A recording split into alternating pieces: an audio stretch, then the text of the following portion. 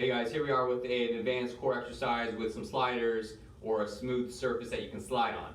So what you'll do is you'll take your sliders, place your toes onto the sliders, push nice and tall through your shoulders so you're not sinking. So here, that's your starting position from up top. Midsection is the next thing, so draw your belly button toward your spine.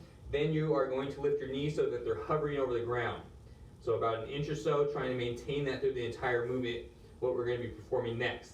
So while pushing, I'm going to push myself as far as I can, stop, and then try to go as far forward as possible or slide forward while not having your knees come up or sink or touch the ground. So you're trying to maintain that and go for repetition. So whatever that may be for you. If that's too challenging on the wrist, you can also get some parallettes or some dumbbells so you put your fist in a more neutral position versus having it in a flex position, so that should help. And then if the exercise is too challenging for the core, you can then place the sliding surface on your knees.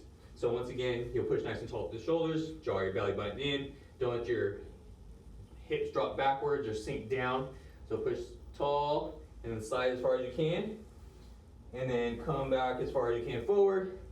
Once again, the same thing applies for the wrist. If you need adjustments, you can be in a parallel position or utilizing the parallettes or the dumbbells and just going for time or repetitions. So if you have any comments or suggestions, let us know. We'll get back to you as soon as possible. Thanks, guys.